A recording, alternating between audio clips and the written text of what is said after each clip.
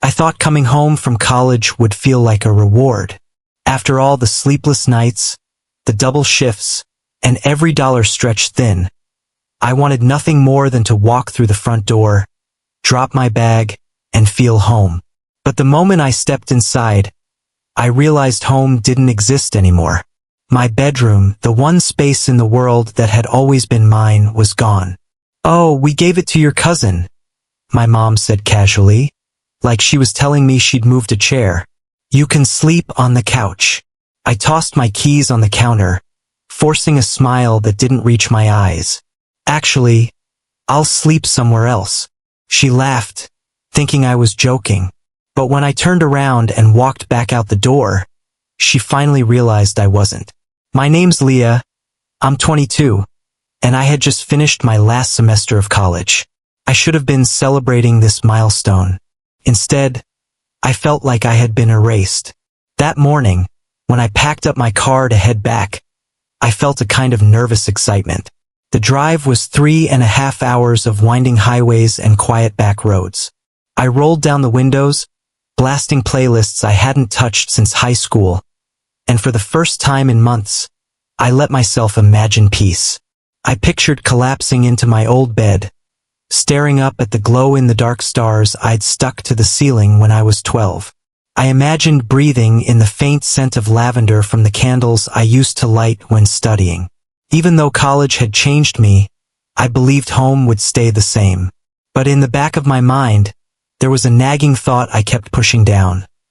My mom had never really understood why I went to college in the first place. See, to my mom, college wasn't a necessity, it was a distraction. She'd tell me things like, "Why break your back studying when you could just get a decent job here?" Or, "You're not planning to become one of those career women, are you?"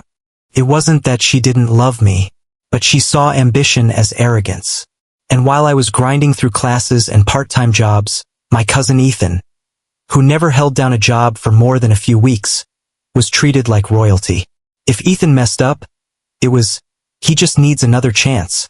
If I succeeded, it was, "Don't get ahead of yourself." So when Mom called me home that weekend, her voice unusually cheerful, I let myself hope. Maybe, finally, she respected me. Maybe she was proud. The second I stepped through the door, though, the air felt different. There were sneakers by the front door, size 11s, that definitely weren't my dad's. A hoodie sprawled across the couch, unfamiliar. Then Mom appeared, smiling too wide. "There's my college girl," she said, wrapping me in a hug before clapping her hands. "We've made some changes." That word, changes, hit me wrong. I walked down the hall, heart pounding, and pushed open my old bedroom door. It was unrecognizable. The deep blue walls I had begged to paint as a teenager were now beige. My bookshelf, once overflowing with novels, was gone. My posters torn down. Even the stuffed bear I had slept with until high school was nowhere to be seen. Instead, an open duffel bag sat on the floor, clothes spilling out. Men's sneakers were shoved against the closet. And then it clicked. Ethan was living in my room. "You don't live here anymore," Mom explained, her tone almost dismissive. It didn't make sense to keep the room empty. Ethan needed a place. "You can sleep on the couch, it's only temporary." Temporary. That word sliced through me. For years of blood, sweat, and tears, of proving I could stand on my own, and the second I wasn't physically in that room, they gave it away. I grabbed my bag. My chest was tight, my hands shaking, but I didn't let her see. I just turned and walked out. She called after me, her voice sharp. "Leah, don't be dramatic." But this wasn't drama. This was betrayal. I got back in the car, slamming the door a little too hard, and just drove. The steering wheel creaked under my grip as the roads blurred together. Where was I supposed to go? My friends had scattered after graduation. I couldn't bring myself to spend money on a motel just because my own family had pushed me out.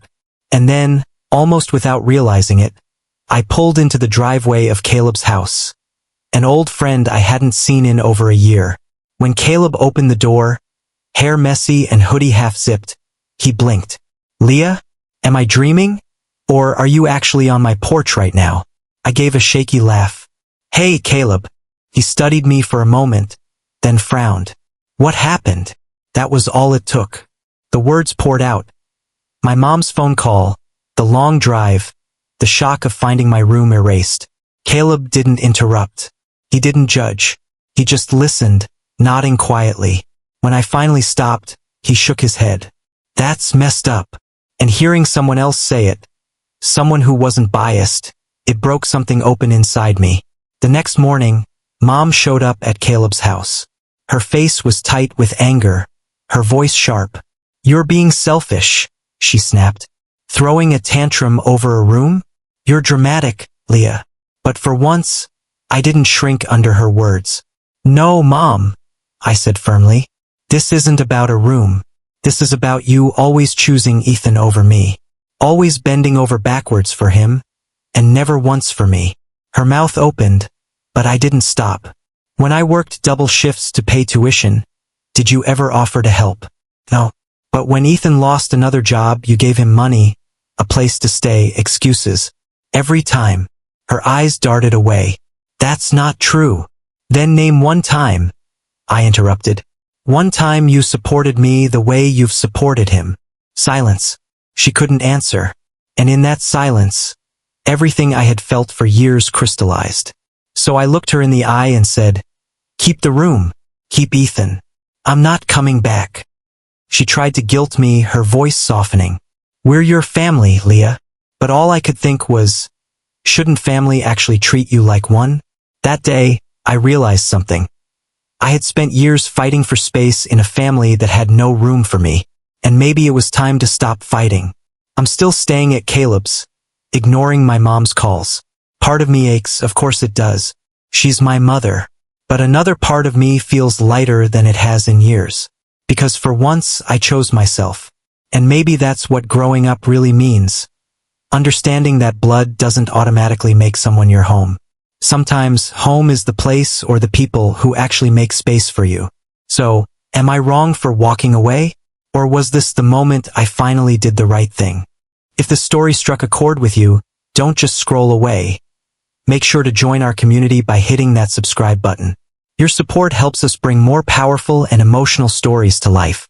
If you've ever faced rejection or felt out of place like our character, share your experience in the comments below. We'd love to hear from you. And don't forget to like this video if it kept you hooked, and turn on the notification bell so you never miss a new upload. Your engagement keeps this channel growing and the stories flowing.